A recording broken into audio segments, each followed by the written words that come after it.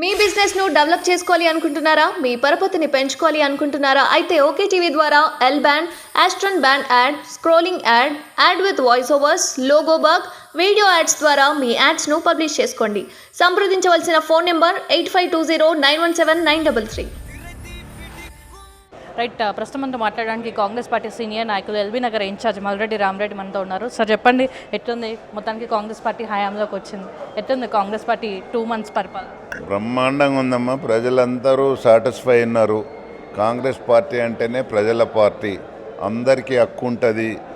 అంటే ఒకే డోర్లో కాకుండా అన్ని డోర్లు ఓపెన్ ఉంటాయి కాంగ్రెస్ పార్టీలో. ఒక సామాన్యునికి ఏ పని పడ్డా కానీ ఖచ్చితంగా పని చేయించుకునే రూట్ కాంగ్రెస్ పార్టీలు ఉంటుంది. అదే టీఆర్ఎస్ పార్టీలో కానీ ఇంకా వేరే పార్టీలలో ఏముంటుందంటే ఒకరు సింగిల్ విండో సిస్టమ్ ఉంటుంది. ఆ కుటుంబంలో పర్మిషన్ ఉంటేనే ఎంట్రీ కాగలుగుతారు. ఇవాళ ఎంతమంది వచ్చి జాయిన్ అవుతారు చూస్తున్నారు కదా. ఆ విధంగా ఏ పని ఉన్నా ప్రజల కొరకు పనిచేసేది కాంగ్రెస్ పార్టీ. ప్రజా సమస్యల మీద ఎవరైనా కాంగ్రెస్ పార్టీ దృష్టికి తీసుకురావచ్చు. ఆ పని చేసి పెట్టడానికి కాంగ్రెస్ పార్టీ ముందుంటుంది. సో పాలిచ్చే అవును ఉద్దేశం దున్నపోతం తెచ్చుకున్నామని చెప్పేసి కేసీఆర్ కామెంట్ చేశారు, దానికి ఏమన్నా? ఆ విషయంలో మరి నిన్న మా ముఖ్యమంత్రి గారు చెప్పారు, కచరా గాడిదని తీసేసి ఉరికే గుర్రాన్ని తెచ్చుకున్నారని. మరి దానికి ఆయన ఆలోచన చేసుకోవాలి. ఆయన పాలిచ్చే బర్రెనా లేకపోతే ఈ రాష్ట్రాన్ని దోసుకునే గాడిద ఆలోచన చేసుకోవాలి. ఈ రాష్ట్రాన్ని నాశనం పట్టించారు. 1,00,00,000 కోట్ల రూపాయల కాళేశ్వరం ఈ రాష్ట్రం మీద అప్పు చేసి ఇవాళ సంవత్సరానికి 25,000 కోట్లు లోన్ కానీ వడ్డీలు కానీ, మరి అదేవిధంగా సంవత్సరానికి ఒక 10,000 కోట్లు కరెంటు బిల్లు కానీ, ఈరోజు ఏ ఒక్క ఇంజనీర్ని అడిగినా చెప్తున్నారు. అంటే మీకు ఒక వరి పంట వేసి ఎకరానికి రైతు కష్టపడి 6 నెలలు కష్టపడితే 35-40 వేలు సంపాదించగలుగుతాడు. అంటే రెవెన్యూ వస్తుంది, సంపాదన కూడా కాదు, అది రెవెన్యూ వస్తుంది.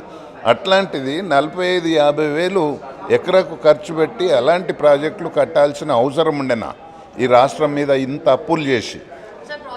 అవగాహన లేదు, ఏం బిక్కడానికి పోయారు అని చెప్పేసి కూడా అనడం జరిగింది. అవగాహన ఉన్నదా లేదా? కాంగ్రెస్ పార్టీ ఒక్క రేంజ్ వరకు ఎండు కాదు.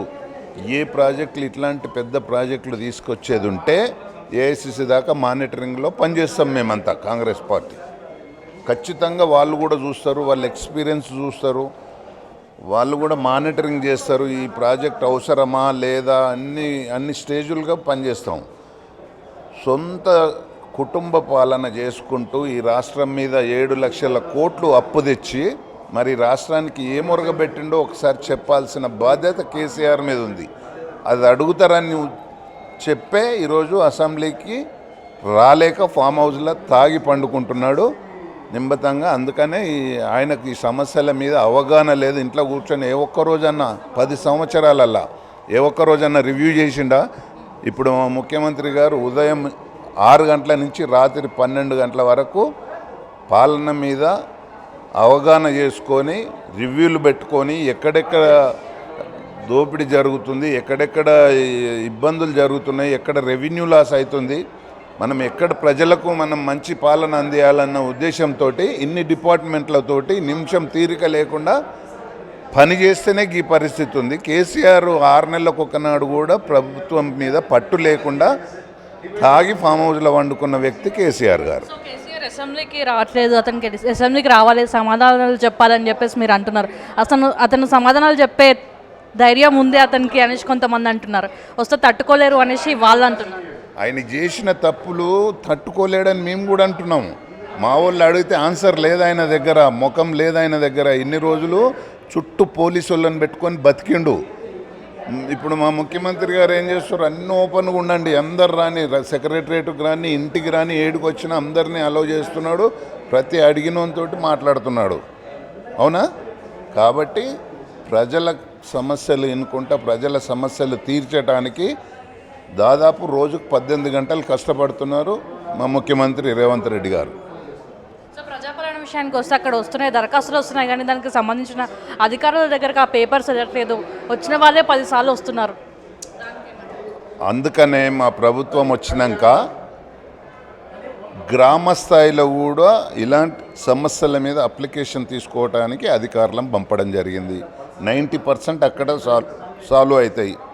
మిగతా 10% ఏమన్నా ఉంటే రాష్ట్ర లెవెల్లో వచ్చిన సమస్యలు అవి ప్రాపర్ ఛానల్లో పోతాయి. అక్కడి నుంచి కలెక్టర్కి పోతాయి, కలెక్టర్ నుంచి ఆర్డీఓకి పోతాయి. ఏ డిపార్ట్మెంట్ల సమస్యలు ఉంటే ఆ డిపార్ట్మెంట్కి పంపుతారు, కొంచెం టైం పడుతుంది. కాబట్టి అందుకని చిన్న చిన్న సమస్యలు ఏమన్నా ఉంటే ఊర్లలోనే కంప్లీట్గా క్లోజ్ అవుతున్నాయి అవి. సార్, రాజీవ్ గాంధీ స్టాచ్యూ విషయానికి వస్తే కవిత కూడా అనడం జరుగుతుంది, అక్కడ తెలుగు తల్లి స్టాచ్యూ పెట్టాలి, అది తెలంగాణకు అవమానంగా ఉంది అని చెప్పేసి కూడా అనడం జరుగుతుంది. దానికి ఏమంటారు? వాళ్ళ కుటుంబం పోయి సోనియా గాంధీ మా రాహుల్ గాంధీ కాళ్ళు పట్టుకున్న నాడు మర్చిపోయారు. ఇప్పుడు రాజీవ్ గాంధీ స్టాచ్యూ పెట్టాలా లేకపోతే ఇంకోటి పెట్టాలా, ఏ పూటకు ఆ పూటకు అవకాశవాదంగా మాట్లాడే వ్యక్తులు వాళ్ళ కుటుంబం. వాళ్ళని ఎవడన్నా ఈ రాష్ట్రంలో ఇంకా నమ్మే పరిస్థితి లేదు. వాళ్ళ లైఫ్లో మళ్ళీ పొలిటికల్గా ఏ పదవిలో ఉండవు, ఏ పదవిలో గెలిచే పరిస్థితి లేరు. వాళ్ళు ఇంకా 4 రోజులు అయితే ఖచ్చితంగా జైలు కన్నా పోతారు, లేకపోతే ఈ రాష్ట్రాన్ని ఇచ్చిపెట్టి పారిపోతారు. సో ఇప్పుడు టికెట్ మీకే అనుకోవచ్చా? చేవల టికెట్ అది మా లిస్ట్లో మీ పేరు అవుతుంది. షార్ట్ లిస్ట్లో ఉన్న మా పిసిసి అధ్యక్షులు ప్రస్తుత ముఖ్యమంత్రి గారు, ఆయన అన్ని విధాలు ఆలోచిస్తాడు. ఎవరైతే రైట్ పర్సను అన్ని సమపాలల్లో కష్టపడ్డోళ్ళని గుర్తిస్తారు. పార్టీ కొరకు అధికారం ఉన్నా లేకున్నా పార్టీని నమ్ముకొని ఉన్న వాళ్ళని గుర్తిస్తారు. అన్ని ఆలోచన చేసే క్యాండిడేట్లను డిక్లేర్ చేస్తారు. నేను ఒక సామాన్య కార్యకర్తలాగా కాంగ్రెస్ పార్టీ హైకమాండ్ కానీ పిసిసి కమిటీ కానీ ఏది చెప్తే అది చేయటానికి నేను రెడీ ఉన్నాను ఆ కమిటీ ముంగట చెప్పడం జరిగింది. చెప్తున్నారు కానీ ఎక్స్పెక్ట్ చేస్తారు. గతంలో ఎమ్మెల్యే టికెట్ కూడా అనుకున్నారు, మీ వరకు వస్తుందనేసి మీకే అనుకున్నారు. నేను 5 సంవత్సరాల నుంచి ఎల్బీ నగర్లో డోర్ టు డోర్ తిరిగి కష్టపడ్డాను. తప్పని పరిస్థితుల్లో ఒక బీసీ క్యాండిడేట్కి ఇవ్వాల్సి వస్తే మరి యాసిక్ మదన్న గారు మా కుటుంబ సభ్యులని అంటోళ్ళు, ఆయన వచ్చి అడిగితే తప్పని పరిస్థితిలో నేను డ్రాప్ అయ్యి ఆయనకు అవకాశం ఇచ్చినాము. మరి మ్యాక్సిమం ప్రయత్నం చేసినాము. కొన్ని పరిస్థితుల ప్రభావంలో ఆయన కొన్ని ఓట్లు తక్కువ వచ్చినాయి తప్ప మా కాంగ్రెస్ పార్టీలో మేము ఎక్స్పెక్ట్ చేసిందే. అంటే రకరకాల ఈక్వేషన్స్ ఉంటాయి, అందరికీ సమపాలల్లో చూస్తుంది కాంగ్రెస్ పార్టీ. కాంగ్రెస్ పార్టీలో ఎప్పుడైనా ఏ పదవి ఆశించినా వచ్చినప్పుడే వచ్చింది అనుకోవాలి. కాంగ్రెస్ పార్టీలో సిన్సియర్గా కష్టపడుతూ ఉన్న వాళ్ళకి డెఫినెట్గా ఫ్యూచర్ ఉంటుంది. సో ఎన్ని సీట్లు వచ్చే అవకాశం ఉంది ఇప్పుడు పార్లమెంట్ ఎలక్షన్స్? పార్లమెంట్ ఎన్నికల్లో 14 సీట్లు గ్యారంటీగా వస్తాయి. బీఆర్ఎస్కి మాత్రం గుండు సున్నా. చూసారు కదా, ఇప్పుడు వచ్చే పార్లమెంట్ ఎలక్షన్స్లో ఖచ్చితంగా 14 సీట్లు వారు వస్తాయనేసి వాళ్ళు వ్యక్తం చేస్తున్నారు. కాంగ్రెస్ పార్టీ నుంచి టికెట్ ఎక్స్పెక్ట్ చేస్తున్నాడు, ఇస్తే మాత్రం ఏ పదవి ఇచ్చినా స్వీకరిస్తారనేసి వాళ్ళు వ్యక్తం చేస్తున్నారు. సూర్యబాబుతో కావ్య, OKTV, హైదరాబాద్.